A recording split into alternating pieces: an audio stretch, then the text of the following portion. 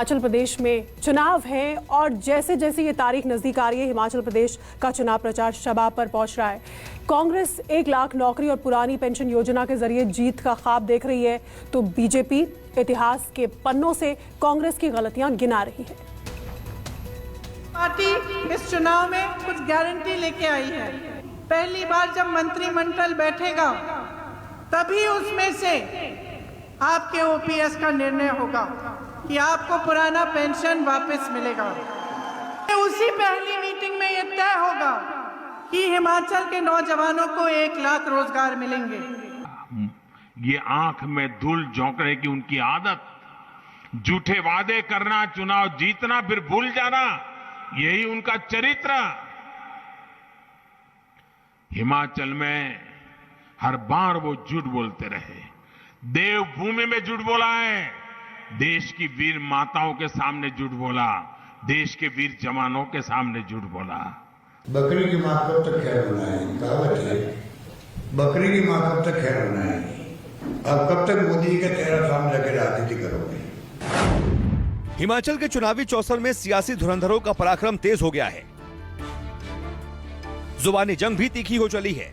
शहमाद के इस सियासी खेल में कांग्रेस ने एक बार फिर अपना तुरुप का इक्का चल दिया है।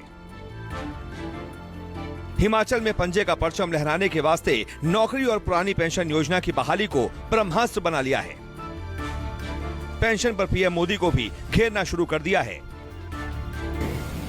उन्होंने ये तय किया कि नरेंद्र मोदी जी का चेहरा सामने रख करके राजनीति करें। बकरी की मां कब तक खैर बनाएगी, कहावत है। बकरी की मां कब तक खैर बनाएगी। अब कब तक मोदी जी का चेहरा सामने रखे राजनीति करोगे। मोदी जी का खुद का ग्राफ नीचे आ रहा है। मोदी जी को पता नहीं महसूस हो रही हो, पर देशवासियों को महसूस हो रहा है कि आज अगर 2014 की जो मोदी जी की स्पीच सुन लो, 14। तो हिमाचल चुनाव में सभी राजनीतिक दलों के धुरंधर प्रचार को धार देने में जुटे हुए हैं। कांग्रेस हिमाचल में जीत का दावा कर रही है। राजस्थान के सीएम अशोक गहलोत का इस पर क्या कहना है, सुनिए। हमारे साथ राजस्थान के मुख्यमंत्री अशोक गहलोत खास बातचीत के लिए मौजूद हैं। सर, अभी आप हिमाचल में हैं और हिमाचल में सरकार बनाने को लेकर कांग्रेस और बीजेपी के बीच लड़ाई तगड़ी चल रही है। आपको लगता है कि इस बार जो 5 साल तक बीजेपी का शासन था, सत्ता बदलने में कामयाबी हासिल होगी आपको? बिल्कुल होगी। है तो माहौल ही बदला हुआ है। सत्ता विरोधी लहर भयंकर है। जो वादे कांग्रेस ने किए हैं वो निभाएगी कांग्रेस। जनता को विश्वास इस बात का ही है कि कांग्रेस ने जो वादे किए वो निभाएंगे। और राहुल गांधी की जो यात्रा चल रही है उस पर वही मुद्दे हैं जो जनता के जहन के अंदर है।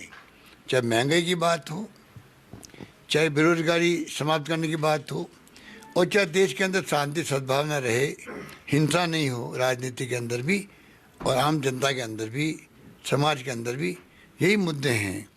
और यही मुद्दे अब गुजरात में भी हैं, यहाँ पे भी है।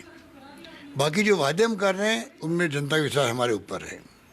सर, आप हिमाचल प्रदेश की कांग्रेस कमेटी ने घोषणा पत्र में वादा किया है कि पहली कैबिनेट की बैठक में हम 1 लाख सरकारी नौकरी देने की व्यवस्था करेंगे और ओल्ड पेंशन स्कीम को लागू करने की व्यवस्था करेंगे। सरकार की माली हालत काफ़ी ख़राब है। यहाँ पे जो रिपोर्ट सामने आ रही है उसमें जयराम ठाकुर सरकार की माली हालत काफ़ी खस्ता है। ओल्ड पेंशन स्कीम या 1 लाख सरकारी रोजगार या 1500 रुपये महिलाओं को पेंशन देने की जो बात कही गई है वो कैसे संभव हो पाएगा? देखिए, वो जनता को गुमराह कर रहे हैं। सीएम हिमाचल प्रदेश के माननीय ठाकुर साहब, उनके पास जब कहने कुछ है नहीं तो जनता को भ्रमित कर रहे हैं कि खजाना खाली है। खजाना कभी सरकार का खाली नहीं होता है। खजाना हमेशा भरा ही रहता है, चाहे वो मैनेजमेंट करो, कुछ भी करो। कर्जा भी लेते हैं तो ऐसा नहीं ले सकते हैं कर्जे जब तक भारत सरकार अलाउ नहीं करे। 1 लाख रुपए कर्जा सरकार नहीं ले सकती, राज्य सरकार। तो मैनेजमेंट होता है। हमने भी सोच समझ के लागू किया ओपीएस। और ये कहते हैं कि साहब अभी तो ओपीएस लागू ही नहीं हुआ, खाली वहाँ पे घोषणा हुई, वो गलत है, झूठ बोलते हैं। हमने लागू कर दिया, बेनिफिट मिलने लगे लोगों को। 328 लोग तो उनको ओपीएस मिलने लग गया है। तो ये कहना गलत है उनका।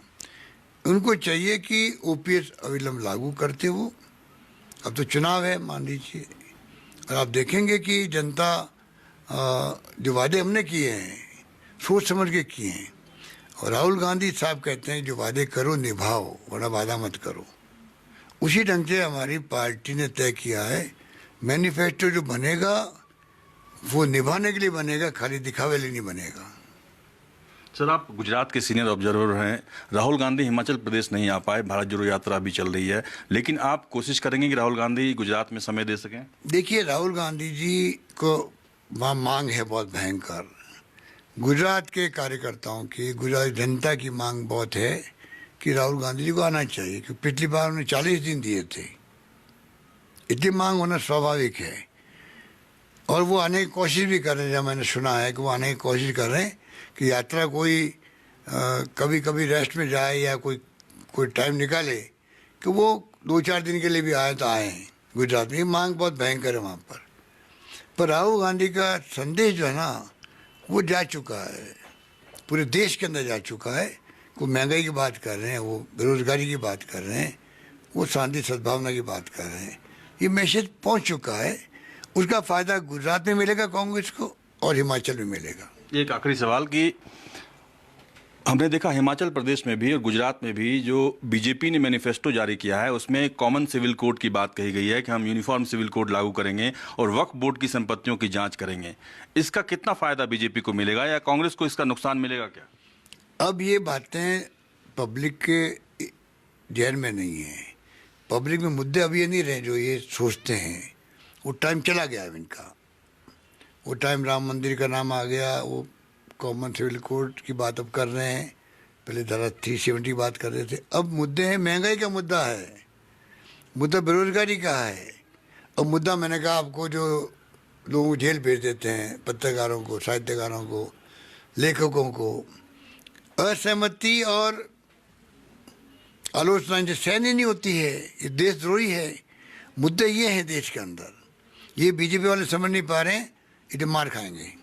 धन्यवाद। हमसे बातचीत के लिए कैमरामैन संजय सिंह के साथ अमन कुमार, शिमला न्यूज़ 24।